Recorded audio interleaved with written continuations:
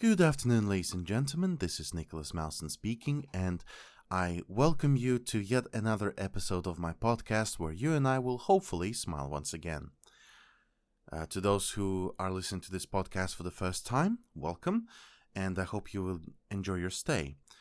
The purpose of this podcast is to focus on optimistic things whilst talking about recent activities that made me smile or made anyone else smile.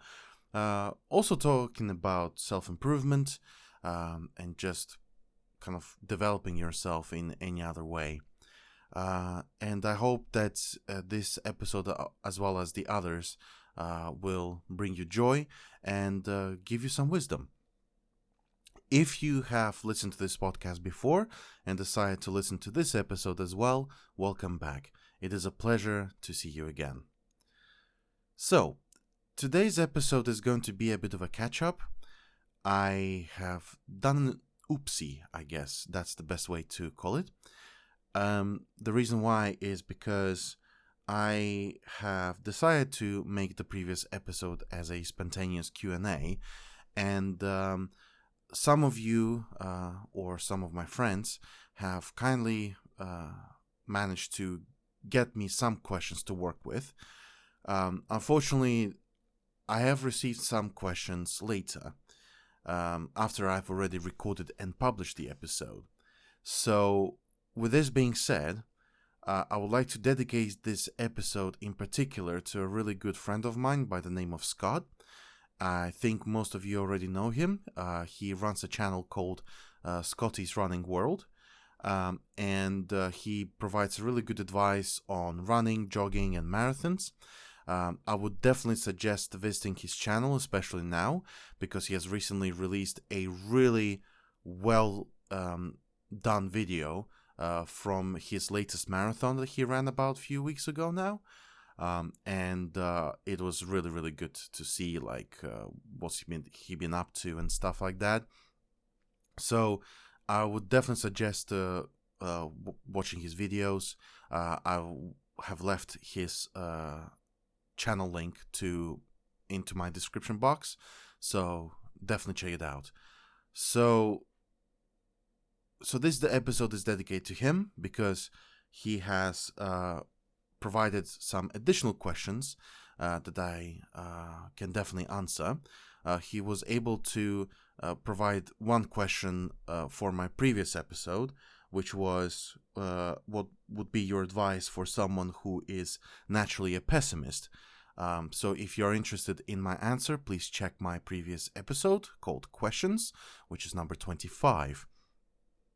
So in this episode, I'm just going to answer the other questions that he has sent to me later. So Scott, if you're hearing this, my apologies for not giving enough time for you to prepare questions, but I hope that this episode will satisfy you as well as the previous one did. So, right. But if anyone else has any questions or any ideas or anything that they want to talk about, feel free to leave a comment on any of my videos on YouTube. My YouTube channel's name is Smile Once Again Podcast, or send me an email. My address is smileonceagainpodcast@gmail.com. One word, all lowercase, no extra characters. Apart from the @ sign and the dot sign. You will have a chance for your questions or your comments to be read out. But if you want a more anonymous communication, the emails will be a good way to go. Okay, sorry, it's been a bit of a long intro, but I think that this podcast may not be, or this episode may not be that long, but we'll see what's going on. All right, so as I've said, first question about natural pessimism has already been discussed in the previous episode. So here's another question. Is this actually a bad thing to be a pessimist? I personally don't think so, because pessimism brings the balance in our lives, because being constantly optimistic can become quite exhausting and quite boring, I'll say. Um, Sadness does bring the special feelings that, depending on what kind of person you are, can be dealt with in a very special ways, I guess. The best way to deal with pessimism and sadness would be maybe expressing yourself in art and or simply talking this through with somebody just to try to understand yourself a bit better. Um, I mean, such philosophers as Friedrich Nietzsche or Schopenhauer, Arthur Schopenhauer. I didn't mess it up this time because I remember I've tried remembering his name a long time ago, and I kept calling him Eisenhower, which was definitely wrong. But yeah, it's Arthur Schopenhauer. So these philosophers, they kind of like express the fact that that sadness can be expressed in art, or it can give you an opportunity to learn more about yourself. So it's not about exploring the universe, it's about exploring the universe inside you. So these kinds of calls of sadness may be just a wake-up call that say, okay, it's time to just look deeper into yourself rather than looking deep into the world. So just to lay down and just reflect on things. So yeah, I think sadness or pessimism can just simply help you wake up and understand, is everything actually okay? But yeah, I think to answer your question, Scott, it is not a bad thing to be pessimistic as long as you treat it right. Because if you just keep delving into pessimism more and more and more, you may get into such a deep rabbit hole that will be very difficult to get out of. And it can lead to some very unfortunate consequences, and perhaps you will be committing to these decisions that you should never have had. So yeah, I think it's best to explore pessimism, but it's not the good idea to just stay there and keep going even deeper. It's all about balance. It is worth being optimistic, and it is necessary to be optimistic, but it's also okay to be pessimistic. I hope this answers your question. All right, next one. What did being homeless teach you on your outlook of life? Thank you for this question. It actually taught me lots of things. Firstly, it's cherishing even the smallest things, like maybe a spare treat that has been given to me, or like just small opportunities, or just the fact that that just small acts of kindness, they go a really long way. And I have let's say, delve deep into the idea of kindness. But as I was homeless, I have been able to accept kindness in a much more genuine way. And it's important to be genuinely kind, not just kind for the sake of it, or for your own gain or something like that. Being genuinely kind matters. So that's another thing that taught me. Also, it helped me realize that, a lot of people are suffering. And it is very important just to help each other if we can, because we as humans, we cannot really work on our own. I mean, some people can, and it's a very, very difficult skill to learn. But we as humans, we are social creatures, and as a society and as a community, we'll work much better because, we have different skill sets, and we have different cultures and ideas that can potentially lead us to those completely brighter futures and even better ideas that we can find out moving forward. So, and lastly, I think what homelessness has taught me is that even though you can receive support you should not rely on it. It is all up to yourself. Like, how do you want to treat the situation? Do you want to keep receiving help and not doing much? Or do you want to start helping yourself and, trying to achieve things on your own? And depending on how much help you get on your way, whilst you just push forward by yourself, it can help, like, other people's assistance can help you get your goals much faster. So it's all about, it is about you and your targets. Do not rely on other people's help. Appreciate it every time it happens, but do not rely on it. Because nowadays especially, it is very difficult to understand whether or not people genuinely need help. And who knows, like, if you do help them, will they actually appreciate your help as much as you expect them to? But it is important to try and help if you can. So, that kind of stuff. So, in short, several things. Cherish the smallest things. Be genuinely kind. Do not rely on assistance. Do things yourself. And lastly, keep going forward, because you should not stay in one place.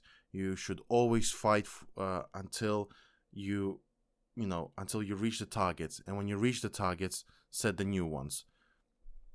It's constantly going forward, and trying not to go back to the past. So, I hope this answers your question. Okay, next one. Choose one. End global poverty or end global diseases? Explain your answer. I would say end global poverty. From my personal experience, when I had these days in my life where I couldn't afford to really just eat and drink, my main purpose, my main task for those days was to survive. It was to find out, how am I going to survive until next day? Will I be actually able to survive? And when I do manage to find it, what I need to do next? Because at that time, I didn't really bother about, the global diseases and, global problems. What I was worried about was, how should I survive till tomorrow? When I was able to, let's say, stabilize my situation, because right now I have a much more stable lifestyle. I have roof over my head. I have got an active source of income. So, I work hard. I have returned to society, and I have restored my life to some extent. Like, I now can potentially keep improving myself, but at the same time get more involved with the society.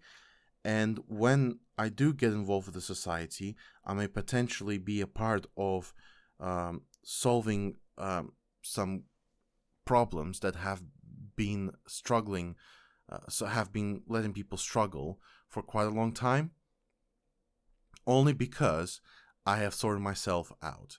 So when I sort myself out, I can help others sort their things out. So from my experience, what I've learned is that when you have nothing, you simply need to basically take care of yourself as much as you can. When you do care about yourself, you can then care about others. I know it sounds a little bit harsh, but I think the reality of life is that when you feel your best, you can help others feel their best. And to implement this into your question, when everyone has got their personal, finances and personal problems sorted out, which are related to finances, then they can focus more on helping the community. Because I believe that they will not be focused on on the matters such as how can helping community help me. Instead, maybe they will be thinking in a similar way, something in similar to how can I actually help community, and they won't really care about how much will it affect them in a positive way or a negative way or something like that. As long as the community is helped, then this will be something that will satisfy their needs. I think that's it. So yeah, global poverty, and from global poverty, from prosperity, will come great outcomes, I think.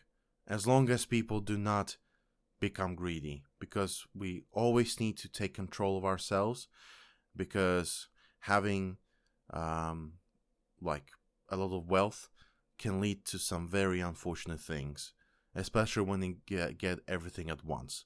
So it is best to be very careful. Okay, choose one. That's next question. Make everyone in the world 1% more happy in 10 years, or make everyone you know in life 100% more happy instantly. Oh, that's actually a very good question. To be perfectly honest, when I saw this question for the first time, I was not really sure what this question meant until I've actually just read it out loud, and it actually makes more sense. Well, I certainly care about my, family, my close friends, my girlfriend, my, my just everyone that I think of, and I believe that they deserve to be 100% more happy. In the same time, though, I think that other people deserve to be happy too. So it is a very difficult question. I mean, most certainly, like, I can without a doubt say that I want to make my, everyone I know in life 100% more happy. Because, yeah, I just know these people. I know their, stories. I know their personalities. I know what they're up to. I know, well, in general terms, like, not now, what they're up to now, but, like, I know them as people and as my friends, etc., etc. Yeah, it's just, I think it's just worth making them happy first. So, yeah, okay. I think my idea is making people that I know happy first, and then helping others becoming happier later. Because again, I have closer access to those that I know, and then when I help them sort themselves out, I will then start helping others out. But I don't think that 1% happiness in 10 years is like really much, to be fair. So yeah, I think I'll stick to the latter question. That's a very tricky question, but I hope that my answer was good enough. So yeah, Scott, I do know you. I do hope that you will become 100% more happy, like right now. Just snap. There we go. You are now 100% more happy. And so are everyone who I know and everyone who is listening. So, everyone, I do hope that you are 100% happier now. If not, well, at least I hope you are happier. No matter how many percent, how much percent, or however you say it. As long as you're happier now than you used to be, that's what matters to me. Okay, well, that was these questions definitely dig deep, and I do want to thank you, Scott, for providing these questions, and I hope that this episode was satisfying. But before we conclude, I would like to wish everyone a happy Easter. I'm pretty sure I did this already, but I'll just say it again. Happy Easter. Yeah, it's about to approach 1:40 p.m. It's the 17th of April 2022, which makes it Sunday. It's a lovely weather outside, like it's really, really nice. Maybe I'll be able to enjoy it at least just for a bit, but we'll see how it goes. If I don't enjoy today, then I think I'll definitely enjoy tomorrow. We'll got a day off and stuff like that. Also, I'm thinking about restoring activity on my main channel. If it does work out, then I hope you will be one of the first people to know. I just want to warn you that the content on my main channel is going to be extremely different because it is not going to rely on just one topic, such as optimism and self-development.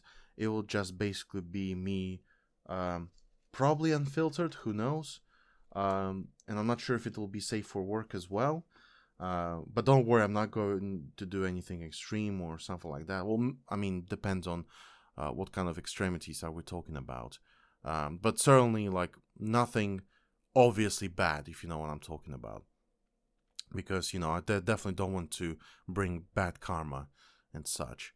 But yeah, it's just had some ideas, just want to perform them somewhere. But I don't think that this podcast channel will be a good platform for it. So we'll just see how it goes. But if something does happen, I will let you know in the next episode. And we'll be able to get some things sorted out. All right. Another episode is coming to an end. And I sincerely thank you for your continued support. And I thank you for... keeping trying, because it is worth to smile once again. Remember to smile. You don't have to smile with your mouth. There is this effect called smiling eyes. If you think about something really, really good, people can actually notice it in your eyes. So try smiling with your eyes. Enjoy the smallest things. Cherish them as much as you can. Keep working hard and playing harder, because it's always worth caring about yourself and caring about others. This has been Nicholas Malson. I wish you a fantastic rest of today, and I wish you a great week coming ahead, and I do hope I will speak to you again. Have a good day, and goodbye. See ya.